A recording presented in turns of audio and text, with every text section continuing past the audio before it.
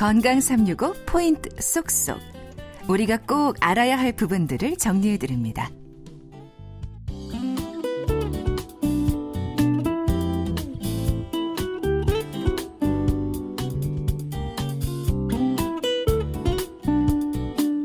건강 365 박광식의 건강 이야기, 유방암을 주제로 말씀 나누고 있습니다. KBS 홈페이지와 유튜브 KBS 콩, 그리고 팟캐스트로도 서비스되는 건강 365 포인트 쏙쏙, 유방외과 전문의 김성원 원장과 함께합니다. 그러면 원장님, 그럼 유방에 생기는 변화로 멍울이 만져지는 경우도 있고 통증이 생기는 경우도 있어서 걱정을 많이들 하는데요. 이럴 때 암을 의심해야 합니까? 유방 통증이 병원에 오시게 되는 환자분들의 80%의 원인입니다. 네. 대부분은 이제 우리가 이제 아프다는 표현이 암도 아픈 거잖아요. 네. 아프다는 표현이 기본적으로 통증을 얘기하는 것인데 한국말로는. 근데 문제는 유방통은 유방암의 증상이 아니라는 거죠.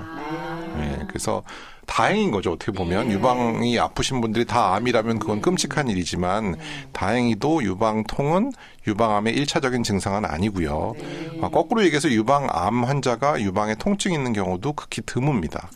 네, 그래서 유방에 통증이 생기는 경우는 아까 말씀드렸던 것처럼 여성 호르몬의 레벨이 오르락 내리락 하면서 가슴이 좀 딱딱해졌다가 부드러워졌다가를 반복하면서 생기는 경우가 대부분이고요.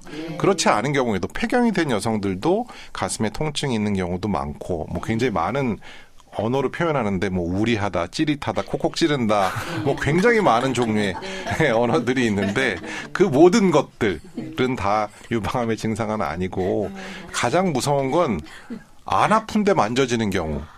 그게 어떻게 보면 제일 무서운 증상인 거죠. 그래서 물론 통증이 있는 경우 1년에 한 번씩 병원에 오시는 건 맞지만 과도한 어떤 불안이나 걱정은 하실 필요 없을 것 같아요. 병원에서요, 그 유방에 혹이 있거나 그래서 갔더니 유방암은 아닌데 수술을 하는 게 좋다, 이런 얘기를 듣는 경우가 있어서 이건 또 다른 병원을 찾아가 봐야 되나, 이렇게 많이들 고민하는 분들이 계시던데요. 유방암이 아닌 혹을 우리는 이제 양성 혹이라고 얘기를 하는데, 양성이 어떻게 보면 플러스이니까 안 좋은 것처럼 생각하시는데 양성은 암이 아니라는 뜻입니다. 그래서 양성인 경우는 대부분 이제 치료하지 않고 6개월 간격으로 지켜보게 되는데, 양성인 유방의 혹 중에서도 일부 꼭 제거가 필요한 혹들이 있습니다. 그중에 대표적인 혹이 엽상종양이라는 혹이고요. 또 관내 유두종이라는 혹도 무조건 제거를 해야 되는 그런 혹입니다. 또 암까지 진행되지는 않았지만 조금 무서워 보이는, 조금 안 좋아 보이는 세포가 보통 이제 비정형 세포라고 얘기하는데, 그런 세포들이 보이는 경우에도 암은 아니지만 제거를 해야 되는 경우시죠. 하지만 이것을 제외한 나머지 경우에 모든 그럼 혹을 제거해야 되냐, 물혹 혹은 섬유선종을 모두 제거해야 되냐라고 여쭤보신다면 그것은 물론 사안에 따라 다를 수는 있지만 대부분의 경우에는 지켜보셔도 된다가 정답입니다. 네. 그러면 유방암 진단으로 인해서 조심해야 할 또 다른 암은 없는지, 유방암이 진단된 분들의 다른 장기의 암이 있을 수 있는지 궁금한데요. 가장 걱정해야 될 암은 반대편 유방암입니다. 네. 여성 유방암 환자의 15% 정도는 예를 들어서 오른쪽에 유방암이 생겼다면 반대편에 유방암이 생기게 되거든요. 유방암의 가장 중요한 첫 번째 위험자를 꼽으라고 하면 아마 유방암 환자일 겁니다. 네. 그래서 반대편 유방암이 생길 수 있다. 그래서 난 유방암 완치됐는데 뭐하러 유방암 검진을 해야 하나요? 라고 물어보시면 그거는 반대편 암이 또 생길 수 있기 때문이가 가장 중요한 원인이고요. 이유이고요.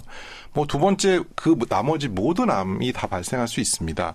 예를 들어서 유전적인 문제가 있다면 난소암의 위험이 몇십 배 올라갈 것이고, 또 이거는 뭐 같은 여성의 질환이어서 그럴 수도 있지만 갑상선암도 유방암 환자가 일반인에 비해서 한 20% 정도 더 많이 발생한다고 알려져 있어서 유방암, 갑상선암, 그리고 그 이외에 우리나라에 흔한 위암, 폐암, 자궁경부암, 자궁암 등 모든 암이 일단 암에 걸리면 조금 더 위험도가 올라가는 것으로 되어 있습니다. 그래서 모든 암에 대한 정기 검진은 잘 받으셔야죠. 유방암 진단을 받긴 했지만 이 유방 모양을 살리고자 이제 부분 절제술을 선택하는 경우들이 있는데요. 사실 부분으로 절제해서 모양은 좀 남길 수 있지만 오히려 좀 재발의 위험은 더 증가하지 않을까 걱정하는 분들도 계시더라고요. 재발은 사실 두 가지로 저희가 분류합니다. 남아있는 유방에서 유방암이 재발하는 경우가 한 가지고, 그 다음에 유방 이외에 뭐 뼈나 폐나 간이나 이걸 보통 이제 전이라고 표현하는데, 전이성 재발이 이루어지는 경우가 이제 두 번째이겠죠. 유방을 완전히 절제한다고 해서 원격 전이, 뼈나 폐나 간이나 그런 데로 전이 되는 것을 예방할 수는 없습니다. 그러니까 쉽게 얘기해서 생존율을 증가시키지는 못한다는 거죠. 완전 절제가.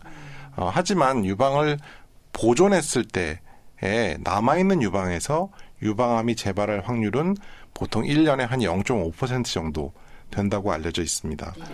하지만 그것이 재발한다고 해서 꼭 그게 원격 전이로 연결되는 것은 아니기 때문에 부분 절제는 현재 70%의 여성들이 선택하고 있는 치료 방법이고요.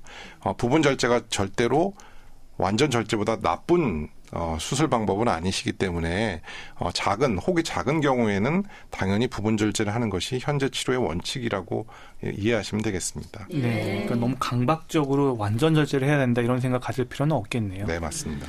다른 암도 물론 힘들지만 유방암은 또 여성성의 상징이기도 해서 진단 후에 감당해야 하는 정신적인 충격도 크지 않을까 싶은데요. 어떻게 대처하면 좋을까요? 실제로 우울증을 앓고 계시는 환자분들도 워낙 많고요. 뭐 수술 전부터 좀 안 좋으셨던 분들도 있지만 유방을 상실하면서 그 상실감 때문에 우울증에 빠지시는 분들도 있습니다. 그리고 뭐 가족들이 굉장히 많은 도움을 주지만 늘 가족들의 도움은 아쉬움이 늘 있는 것이죠. 그래서 그런 부분들을 이제 적극적으로 개선하려는 의지가 필요합니다. 그 가장 중요한 이유 중에 하나는 우울증이 있는 여성 혹은 스트레스가 많은 여성이 유방암 재발의 위험도 높은 걸로 되어 있어요. 그래서 어떻게 보면 스트레스를 관리하는 것도 유방암 치료의 일부분이다라는 생각을 가지고 적극적으로 할 필요가 있고요. 그러면 어떻게 스트레스를 떨어뜨릴 것이냐?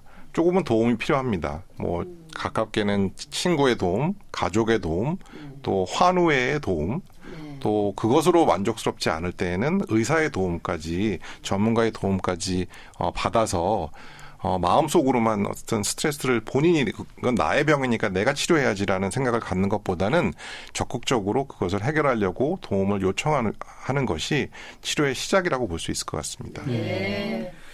유방암을 수술한 다음에 몸이 계속 붓는다는 말도 듣는데요.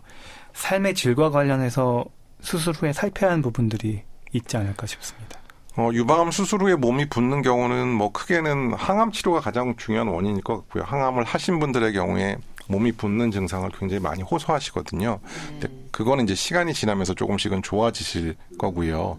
또 타목시펜이라는 약을 항호르몬제인데 항암제의 한 성분인 거죠. 그렇죠. 매일같이 하나씩 먹는 약인데 그 약이 조금 우리 몸의 수분을 잡아놓는 그런 역할을 합니다. 그래서 살도 좀 찌고 몸무게도 좀 늘고 얼굴도 좀 부은 것 같은 그런 증상들이 있어서 그런 이제 유방암의 어떤 치료와 연관돼서 몸이 붓는 경우는 사실 좀 어떻게 하기가 사실 어려운 부분이죠. 하지만 그 이외에도 뭐 여러 가지 다른 원인에 의해서 몸이 붓는 경우도 있기 때문에 예를 들어서 뭐 신장의 질환이라든지 간의 질환이라든지 그런 경우에는 꼭 이제 의사의 전문의의 어떤 자문을 꼭 받으셔야 될 것이고요. 삶의 질을 높이는데 어떻게 보면 제일 중요한 거는 스트레스를 떨어뜨리는 일이 아닐까라는 생각을 하고 그런 것들을 개선하기 위한 노력들을 계속 하는 것이 제일 좋다고 생각합니다. 네.